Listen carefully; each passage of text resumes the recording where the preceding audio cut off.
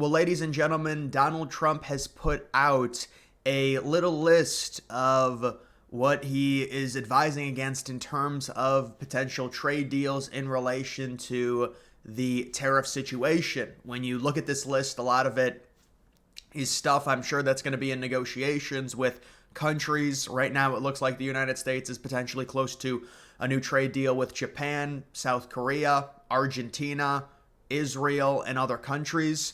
And we've got this list of 8 things. And then we've got China and their aspect of this entire thing, because we heard last week that, well, Trump is going to really push for in negotiations in terms of these trade deals, specifically in regards to number 8, when it comes to other countries not facilitating Chinese trade. If we come to a trade agreement with these countries, we're going to remove our tariffs off of the countries, so they're going to be able to trade with us, but we don't want the Chinese importing their product into those countries, and then those countries importing it to the United States, and the Chinese getting around the tariff. As you can see, number 8, transshipping to evade tariffs. That's one of the non-cheat things that Trump wants. Currency manipulation, VATs we've talked about. You've got export subsidies and other government subsidies, along with different protections, counterfeiting, and things of that nature. But the big stuff is the VATs, obviously just tariffs in general that other countries have on us, the currency manipulation, the over-regulations when it comes to U.S. products, along with the transshipping to evade the tariffs as a whole. Now, when it comes to what China is saying, you can see via the New York Times, China warns countries not to team up with the United States against it on trade.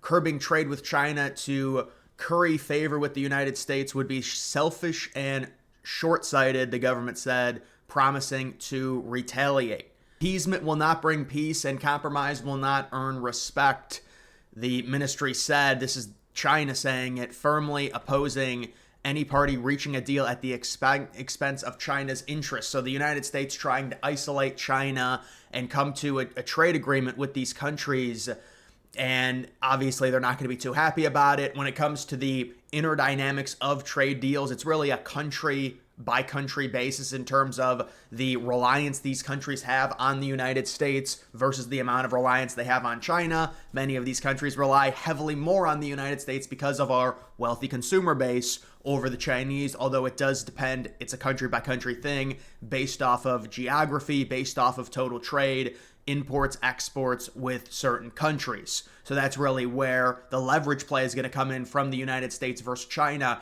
in terms of the U.S. saying, we're going to make an agreement with all these countries. They have to make agreements with us because of our consumer base and the amount of power it commands and the neediness these countries have on importing their products into the United States. And obviously, we always have these huge deficits. It's not surprising. We're trying to curb that a little bit with China. But you would imagine that in a lot of these negotiations, would you rather have the United States or China? A lot of these countries are going to pick the United States. Again, it is a country by country thing, to where how big is your country? How much do you import to China? How much do you import to the United States? Where are you located? And there's a lot of factors in terms of that, but generally speaking, especially the bigger first world countries, they are going to side, we would presume, with the United States, unless Trump is demanding things that could be perceived as ridiculously unfair in terms of negotiations, which I highly doubt.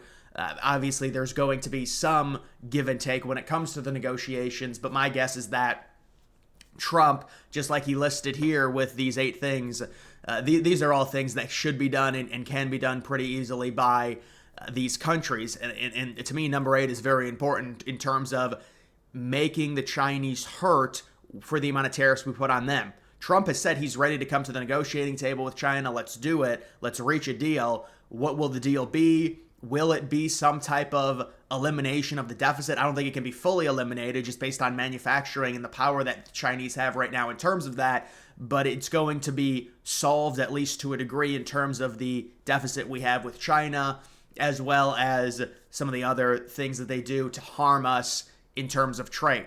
And that would be my expectation on that. And when it comes to the timeline, you would imagine some of these trade deals with Argentina, with Japan, with South Korea, they would be done before the China deal And right now I know there's betting, will the deal with China happen before June? We'll have to see. Remember, all of this is a bigger picture when it comes to the economy. People are worried, oh, why is the market down again today? It's very short-sighted. We're going to be dealing with turmoil. And by the way, we've got new numbers when it comes to GDP growth, and it's coming out on the 25th. So it's coming out this week. We'll see what the first report is on Q1. And it looks like it's probably going to be positive by like 0.6, 0.7%. I mean, it's not great, but that will dispel the notion of a recession, because then you're talking about, oh, we're going to have a recession. We're not even going to know about that until, what would it be, September, October, when the Q3 numbers come out. So Q2 and Q3 would have to be negative. And you could argue Q2 got off to a bad start because right when Q2 started, that's when Trump did the Liberation Day. But still, it looks like Q1 is going to be positive, and that's the whole idea of, oh, if Q1 was negative, Q2 is probably going to be negative, then we're going to have a recession. It doesn't look like the whole idea of a recession. It's like, well, if our GDP growth goes down by 0.5 versus plus 0.5, is it really that big of a difference? Right now, we have so much positive momentum when it comes to things getting lower, like inflation, like the energy prices, like crude oil. It's all going down, and that's really the start when it comes to, and this is why Trump's been very angry, and we'll see what happens with Powell and the Fed. The thing is, I think Trump's been really nice to Powell. He has. He's been patient. If you look back in September, and you could say, well, this is a different thing because now Trump is manipulating the market because he's putting in all these tariffs and it's forcing inflation down. But look at September when they lowered the rates. The overall trueflation was almost double what it is now, and they lowered rates then. Or it was like, the trueflation was like 2.4, 2.5%. Now it's at like 1.36. And they're saying, well, it's because of the unknowingness of the potential inflation that can be caused by tariffs, but a lot of these deals are going to be worked out. If Powell and the Fed does not cut by June, because they've got a May meeting, and Trump's going to be very angry because they're not going to cut unless something crazy happens. So Trump's going to get pissed off at that. Trump cannot remove Powell just on a whim because he's the president, but he can recommend his removal, and if they find cause, and people say, well, because he's biased against the Trump administration, but there's no reason not to cut by June. Really, they should be cut in May, but by June especially. Let's see what the inflation numbers say, but I highly doubt inflation is going to go up over the next few months based off of the economic activity we've seen. So, but this is a big picture thing when it comes to the tariffs. This is the timeline we see playing out. You start doing these negotiations, things get more bullish, the inflation stays low, the market goes through a little bit of a sustainability, and then we really boom. We get cuts back-to-back months, possibly June, July. We get 3 or 4 cuts throughout all of 2025 with lower inflation, around 2.3, 2.2%. That's core inflation. Trueflation is going to be around 1.5, 1.6. This is the exact same scenario Trump had in 2018 when he had a really good economy with low interest rates and low inflation and low energy costs. The energy sector was down as well, and now we've got the energy sector down again. And they say, well, it's because of a recession. Well, number one, we're not even going to have a negative Q1 GDP, so how can you claim it's going to be a recession? We would have to wait until October to even know the reading of the Q3 GDP. If it was a recession, you'd need back-to-back months of negative growth. So to me, that's just negativity used against Trump. I don't even think a recession would be bad, honestly, because just of what Trump is trying to do with it's our total reset of trade. Because China commands so much of our trade, we're trying to reset it, and there will be a deal with China, but the deal is going to include tariffs remaining on China, just like Trump put them on during his first administration and Biden kept them on, and it's going to include a pledge by the Chinese to lower their surplus with us. That's what I would imagine. So that's really what's going on. But the thought is these next few months, we get trade deals with a lot of these countries. There's positive momentum. There is more pressure put on China because we've got all the trade deals now, and they're forced to come to the negotiating table with us. They want to negotiate. Trump wants to negotiate, and we will be in a very advantageous spot when it comes to negotiating a new deal with China when it comes to trade. And it's a deal that I think is going to be a huge boom for Trump, because this is something that should have been done already. No president had the courage to do it. If you want to criticize him and say, well, he shouldn't have done all those blanket tariffs, he shouldn't have done Liberation Day, it tanked the market, it did all this.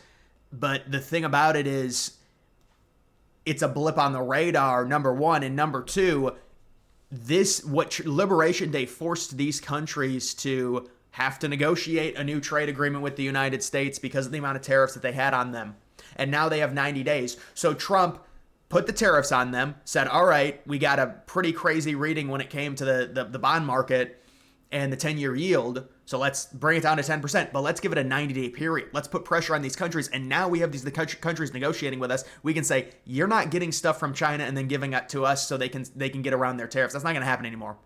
We're putting restrictions on that when we do renegotiations. Trans-shipping to evade tariffs is not allowed.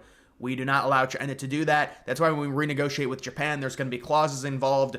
You cannot do that. That's the exact reason when you look at the North American trade agreement, when Trump put the tariffs on Mexico and then said, well, because of the North American trade agreement we have with them, the products that Mexico makes themselves and ships to us as imports, those are not tariffs. But if they get products from China and then ship them to us, those products are tariffed. And that's what it's going to be with all these other countries. It's the exact same thing.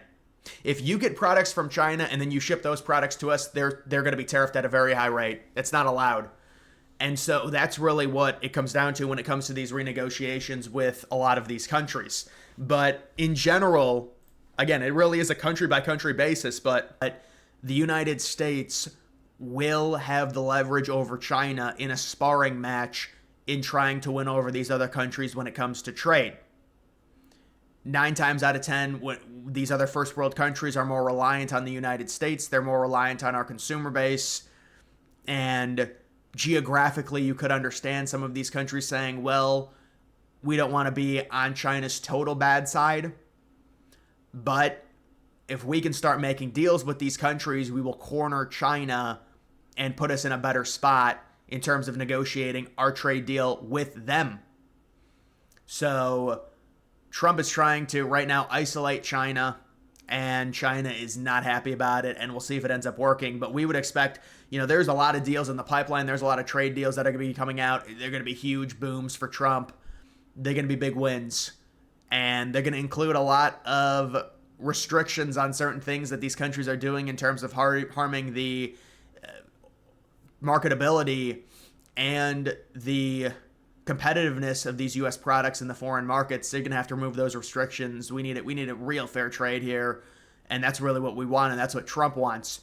So that's just the current update. We'll see if any deals get worked out this week. I know right now there's betting on what will be the first trade deal. Apparently the heavy favorite is Japan. There's also South Korea, Argentina as well. Those have all been countries that have said they're ready to negotiate totally free trade with the United States. And free in general, it's never actually free because different countries have different laws. But free in terms of there's no VATs, there's no overregulation, there's no currency manipulation, all of that. So guys, make sure you like this video down below. That is going to do it for this one. And follow me on X. Link to that's always in the description.